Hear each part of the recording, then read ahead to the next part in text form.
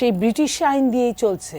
54 ধারা, সেই সূর্যাস্ত আইনের মতো ওই সময়ের যে আইনগুলো ছিল ওইভাবেই দেশ চলছে। সেটা আসলে বলি যেটাই করি, যারাই যখন ক্ষমতায় আসছে এদিকে নজর দেয় নাই। এই কারণে কেন দেয় নাই তাও জানি না। আবার আপনার যেমন ধরেন পুলিশ, অনেক সময় ট্রাফিক পুলিশ বলে যে সেই যে ব্রিটিশ আমলে যে তাদের জন্য 15 পয়সা না 15 টাকা বাজেট ছিল, সেই দিয়ে এখন একটা পানির বোতল কিনতেও কিন্তু 20 টাকা লাগে। তো ওই আইনগুলো ওইভাবে আছে। এটার কারণটা হচ্ছে 72-এর যে সংবিধানটা করেছিল, সেই 72-এর সংবিধান আপনার ব্রিটিশ, ভারত বা এই টাইপের সব দেশগুলো থেকে একটু একটু করে নিয়ে, আর যেহেতু ব্রিটিশ 200 বছর এই দেশটা শাসন করে গেছে, ব্রিটিশদের কিন্তু নিজস্ব কোনো আইন নাই, ওদের হলো প্রথা, 850-900 প্রথা আছে, সেই প্রথা থেকেই ওরা আইনের মতো সম্মান করে। তো হ্যাঁ, কনভেনশন। আর আমাদের ওই প্রথাগুলোই আমরা অভ্যস্ত হয়ে গেছি এবং ওইটাকেই অনেকগুলোতে আমরা আইন করে নিয়েছি। সেইটাকে ওই সময় তড়িঘড়ি করে একটা নতুন দেশ হয়েছে, সেটা করেছে। এবং ভদ্রমহিলা ঠিকই বলেছে একটা জায়গায়, ভদ্রলোক, হ্যাঁ, যে আমি মানে আমরা কেউ করি নাই বা করেছি যেটা হয়তো বা জনগণের কিছু উপকার হওয়ার সঙ্গে সঙ্গে নিজেদেরও কিছু পক্ষে থাকার জন্য। যেমন ধরেন যে 70-এর অনুচ্ছেদ, আমরা ইতিমধ্যে কেউই ওটার মধ্যে যাই নাই মানে আমাদের সবারই লস হিসেবে সেটাই যাই নাই।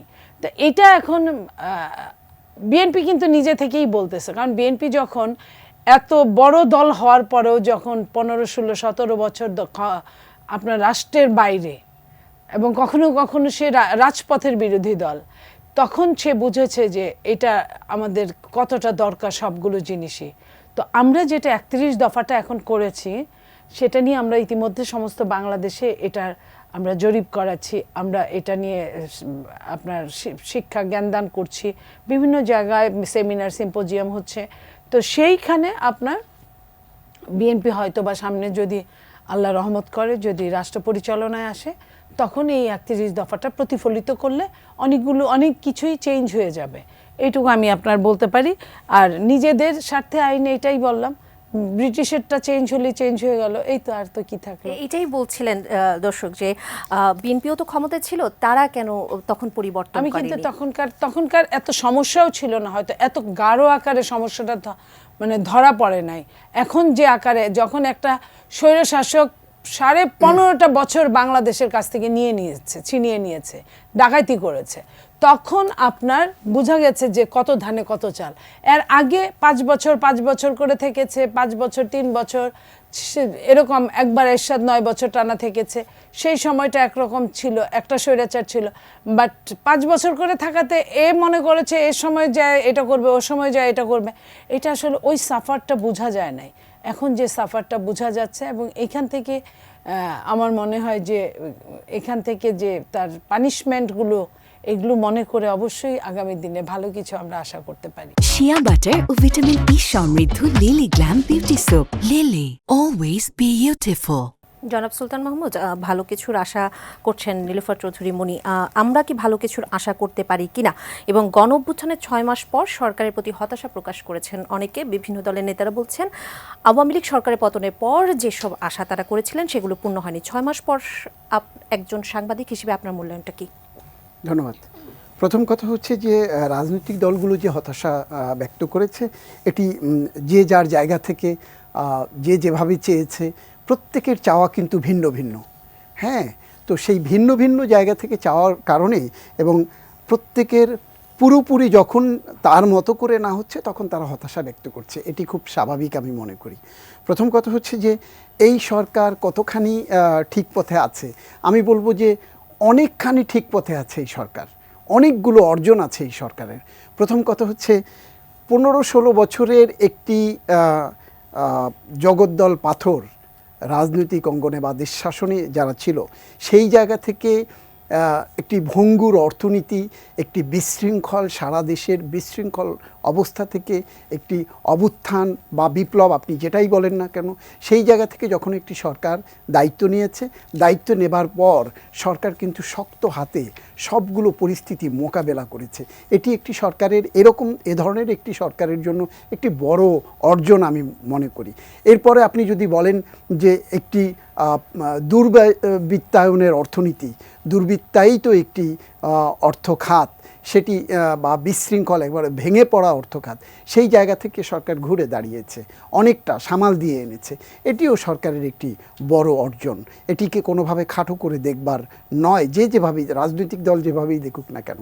আমি মনে করি যে এটি একটি সরকারের বড় সফলতা। আরেকটি সফলতা বলেন, দেখেন সরকার একটি নির্বাচনের পথে যাচ্ছে, এগুচ্ছে এবং একটি সংস্কারের মধ্য দিয়ে সংস্কারের পথে এগুচ্ছে এবং রাজনৈতিক দলগুলোকে সেই সংস্কার কিভাবে হবে সেই এক টেবিলে বসবার একটি আয়োজনের পথে এগুচ্ছে। সরকার একটি নির্বাচনী রূপরেখাও দিয়েছেন, প্রাথমিক নির্বাচনী রূপরেখা, যে কবে নাগাদ নির্বাচন হতে পারে। এটিও একটি সরকারের অর্জন আমি মনে করি। এবং এই যে রাজনৈতিক দলগুলো যে যার জায়গা থেকে হতাশা ব্যক্ত করছে, সেক্ষেত্রে যদি বলেন যে এই সরকারকে কিন্তু ত্রিমুখী অবস্থার মধ্যে এই সরকার এগোচ্ছে। কেমন? বিএনপি, জামায়াত ইসলামী তারা চাচ্ছে দ্রুততম সময়ের মধ্যে নির্বাচন, এবং এই যে যারা সরকারের এই অন্তর্বর্তীকালীন সরকারকে যারা ক্ষমতায় বসিয়েছে, বিশেষ করে প্রধান উপদেষ্টা যাদেরকে বলেন যে ছাত্ররা আমাকে ক্ষমতায় বসিয়েছে, তারা চাইছে আগে আওয়ামী লীগ নিষিদ্ধ করে, আওয়ামী লীগের বিচার করে তারপর নির্বাচন।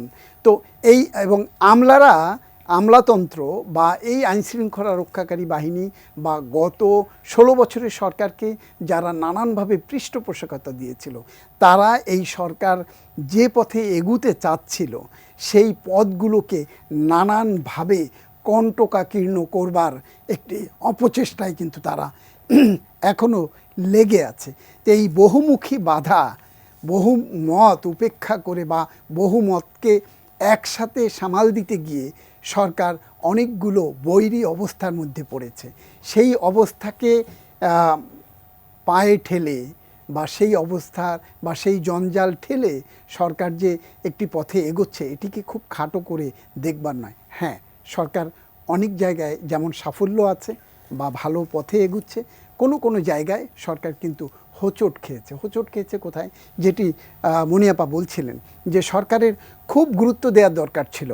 সরকার এসেই যারা পতিত সরকার আমরা যাদেরকে বলছি, তাদের যারা বিশৃঙ্খলার সাথে সরাসরি সম্পৃক্ত ছিল, সেটি আইনি কাঠামোতে বলেন, আমলাতন্ত্রে বলেন, রাজনৈতিক অঙ্গনে বলেন, তাদেরকে প্রথমেই তাদের বিষ দাঁত উপড়ে ফেলার দরকার ছিল।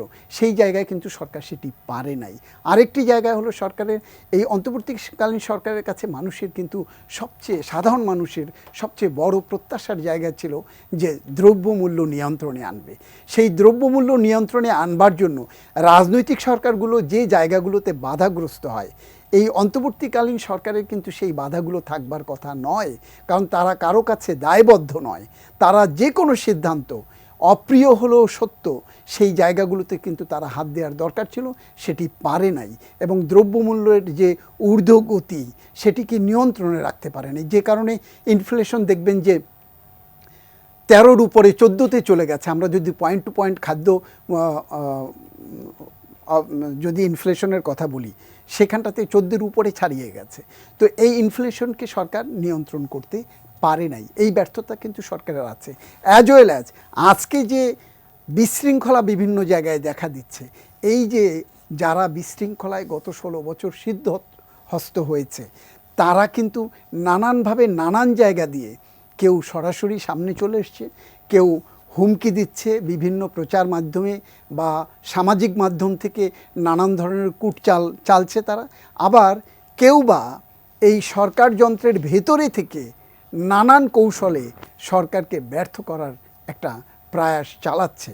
তো সরকার যদি শুরুতেই, আমি যেটি বলছিলাম যে 20 দাঁত ভেঙে দিতে পারত, তাহলে কিন্তু আজকের এই এখন সরকারকে যে অপারেশন ডেভিল হান্ট যেটি করছে, তাহলে সেটির কিন্তু প্রয়োজন পড়তো না। তো আমার কাছে মনে হয়েছে যে সরকার অনেকগুলো ভালো কাজ করেছে, ভালো পথে এসেছে, সামাল দিয়েছে। আরেকটি বড় কাজ হয়েছে এই সরকারের সময়, সেটি হলো গত 15-16 বছরে যে প্রভুদের তোষণ করবার যে মানসিকতা তৈরি হয়েছিল এবং প্রভুরা বাইরে বসে বাংলাদেশকে পরিচালনা করবার বা তাদের অঙ্গুলি হেলনে বা তাদের ইশারায় বাংলাদেশ যেভাবে চলছিল, সেই জায়গায় কিন্তু এই অন্তর্বর্তীকালীন সরকার আমার পার্শ্ববর্তী দেশ ভারত সহ আন্তর্জাতিক বিশ্বকে একটি বড় বার্তা দিয়েছে, বড় সতর্কবাণী দিয়েছে যে না, আমরা কিন্তু তোমাদের অঙ্গুলি হেলনে আমরা চলবো না।